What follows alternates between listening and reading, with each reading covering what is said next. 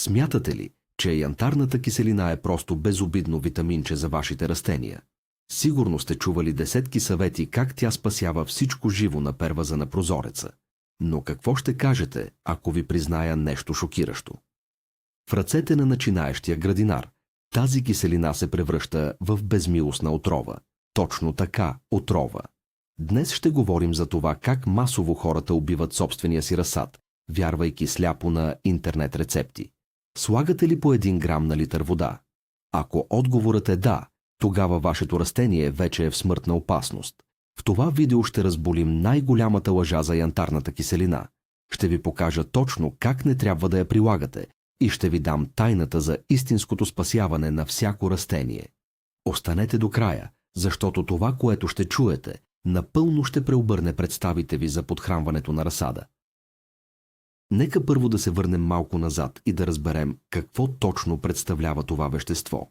Янтарната киселина се среща естествено във всяко живо същество на планетата. Тя е ключов участник в дишането на клетките. Исторически погледнато, тя е започнала да се използва в селското стопанство през миналия век като мощен стимулатор на растежа. Но забележете ключовата дума тук – стимулатор. Тя категорично не е тор. Тя не съдържа азот, фосфор или калий. Тя е просто енергиен бутон, който кара растението да работи на бързи обороти. Проблемът възниква, когато хората започнат да се отнасят към нея като към универсална храна и започнат да я леят безразборно. Затова днес ще разгледаме 10 фатални грешки, които превръщат този енергиен бутон в бомба с закъснител. Да започнем с най-големия и най-опасен мит в интернет пространството. Навсякъде се пише, че трябва да сложите 1 грам янтарна киселина на 1 литър вода. Тази рецепта се предава от блогър на блогър, като някаква свещена мантра. Но нека помислим логично. 1 грам на литър е огромна, брутална концентрация. Това е доза, която се използва за накисване на много твърди семена преди сеитба или за съживяване на огромни стари овощни дървета след тежка зима. Когато приложите тази концентрация върху нежния, току-що поникнал разсад, вие правите нещо ужасно. Представете си да дадете на 3-месечно бебе да изпие 3 двойни еспресота едно след друго. Сърцето му няма да издържи. Точно това се случва и с малките растения. Тяхната система се претоварва, клетките не могат да се справят с енергийния шок и растението просто спира да расте. Листата му започват да се завиват навътре, а стъблото става твърдо и чупливо.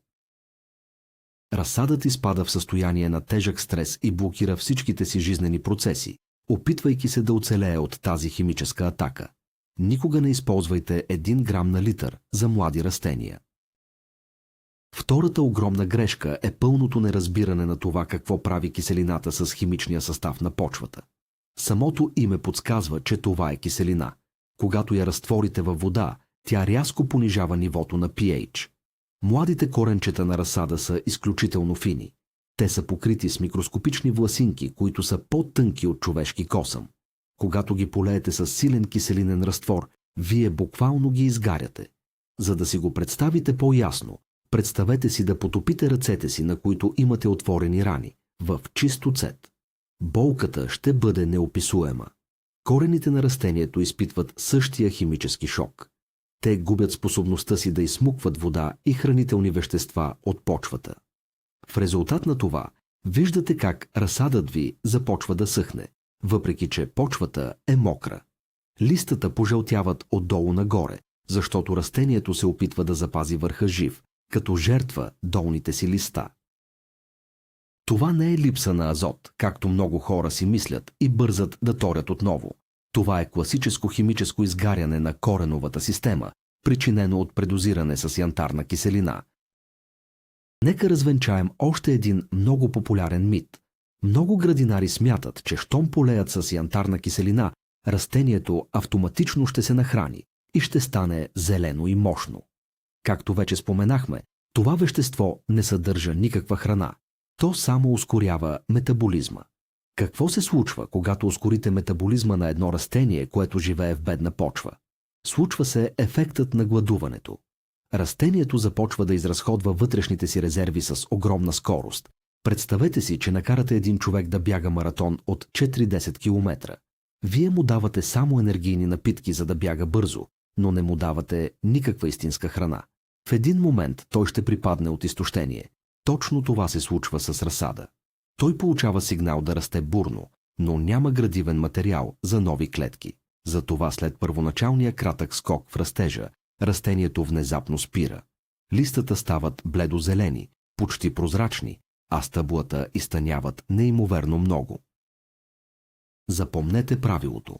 Янтарната киселина винаги трябва да се комбинира с качествен комплексен тор, за да има реален строителен материал за новия растеж.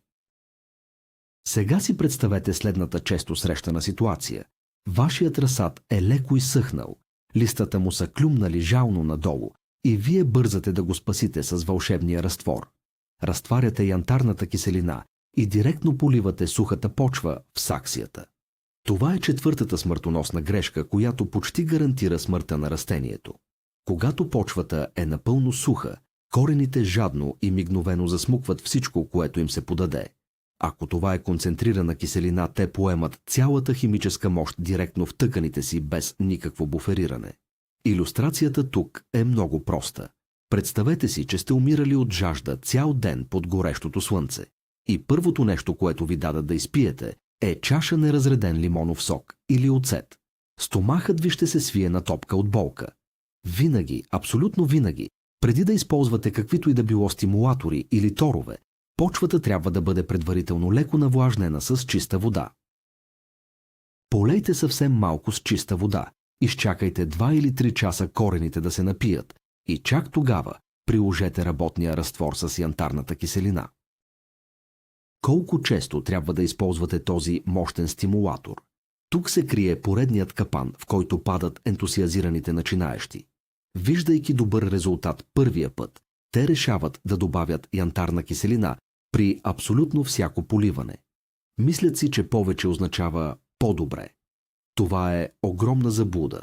Редовното поливане с киселина води до пълно изтощение на имунната система на растението. То става зависимо от този външен стимул и губи способността си да се справя само с стресови ситуации. Перфектният пример за това е къмшикът и умореният кон. Ако конят е уморен, вие може да го ударите с къмшика и той ще хукне отново. Но ако го биете непрекъснато, накрая той просто ще падне мъртъв. Янтарната киселина е точно такъв къмшик за разсада. Тя трябва да се използва само и единствено в моменти на крайна необходимост. Например, след пикиране, след преместване на ново място или след преживян студ. Максимално допустимата честота е веднъж на всеки 3 седмици. Всичко по-често от това е бавно и сигурно убийство. Ето нещо, за което почти никой не говори открито из градинарските форуми. Смесването на янтарна киселина с други популярни домашни средства може да предизвика истинска химическа катастрофа във вашите саксии. Много хора обичат да правят сложни коктейли. Слагат янтарна киселина, добавят дървесна пепел, малко мая и може би натрошени черупки от яйца. Спираме до тук. Дървесната пепел и черупките от яйца имат силно алкална реакция. Когато смесите киселина с основа, се получава бурна химическа реакция на неутрализация. Илюстрацията е ясна за всеки, който е влизал в кухнята. Смесете сода за хляб с оцет в затворен буркан. Започва да кипи, да се пени и накрая не ви остава нито сода, нито оцет, а просто безполезна солена вода. Точно това се случва във вашия разтвор. Янтарната киселина напълно губи своите свойства и се превръща в соли, които могат само да задръстят почвата. Никога не я смесвайте с алкални торове, пепел или препарати, съдържащи мед. Знаете ли, че условията в стаята могат да превърнат това лекарство в истинска отрова? Прилагането на янтарна киселина зависи изключително много от светлината и температурата. Седмата голяма грешка е поливането на разсада с стимулатора, когато той се намира в студена и тъмна стая. Както вече обяснихме, киселината дава команда на растението да расте бързо. Но за да расте, растението се нуждае от фотосинтеза. А фотосинтезата изисква силна светлина и топлина. Ако полеете разсада и го оставите на студен северен прозорец, вие създавате смъртоносен парадокс. Растението получава сигнал да се събуди, но няма физическата възможност да го направи. Представете си да седнете в колата си, която е затънала до калниците в дълбока кал, и да натиснете педала на газта до край. Двигателят ще реве, гумите ще се въртят лудо, но колата няма да помръдне. Накрая просто ще изгорите двигателя. Същото става и с разсада. Той изразходва енергията си на празно и корените му започват да гният в студената и влажна почва. Много градинари предпочитат да пръскат листата на разсада, вместо да поливат почвата. Листното подхранване е чудесен метод, защото действа много по-бързо. Но тук идва осмата фатална грешка.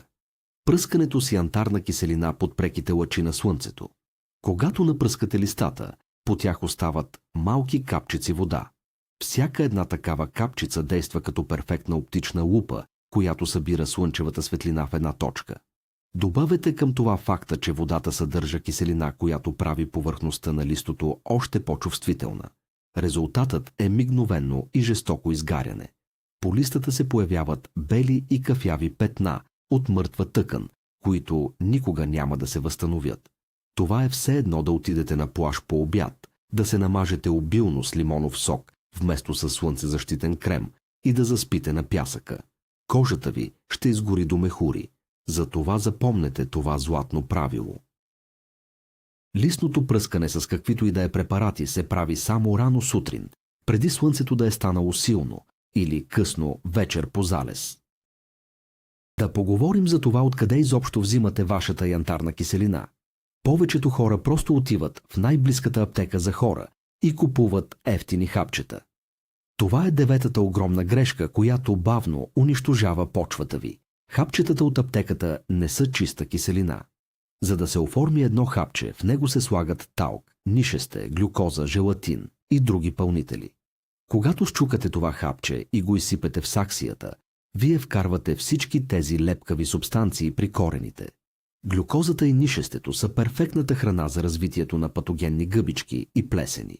Почвата ви бързо ще се покрие с бял мухъл, а корените ще се задушат в тази лепкава каша.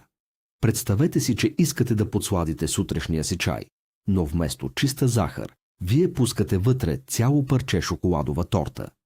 Чаят ще стане отвратителен и мътен. Винаги търсете чиста янтарна киселина на прах, която се продава в специализираните агроаптеки. Тя се разтваря идеално и не съдържа никакви вредни добавки за почвата. И така, след като разбрахме подробно как да не убиваме растенията си, нека видим как наистина да ги спасим. 10-та точка е тайната на правилната дозировка. Забравете за онзи 1 грам на литър. За да спасите стресиран, пожълтял или слаб разсад, ви е нужна изключително малка хомеопатична доза. Точната пропорция е 0,1 грама янтарна киселина на 1 литър вода. Или максимум 0,2 грама, ако растението е малко по-голямо. Това е количество колкото върха на един малък нож.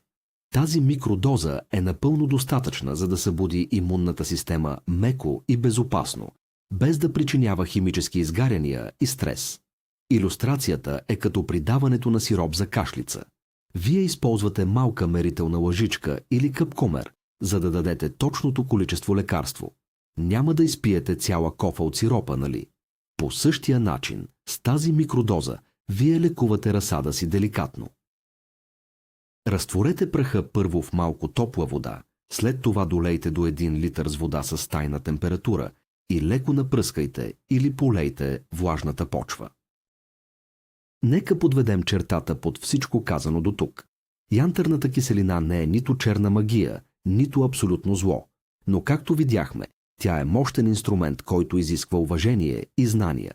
Ако разберете, че тя е енергиен стартер, а не храна, ако използвате микродози от 0,1 грама вместо убиващия 1 грам и ако никога не поливате на суха почва, вашите растения буквално ще възкръснат. Това е повратният момент във вашето градинарство. Вече няма да гадаете защо разсадът ви умира мистериозно след поредното подхранване по интернет рецепта. Надявам се, че тази информация ще спаси стотици хиляди малки растения от сигурна гибел тази пролет. Благодаря ви страшно много, че изгледахте това видео до края. Ако тази информация ви беше полезна, моля, харесайте видеото, Абонирайте се за канала и ударете камбанката. А сега искам да ви попитам нещо и ще чакам отговорите ви долу в коментарите. Признайте си честно, убивали ли сте разсад с янтарна киселина преди да научите тези правила?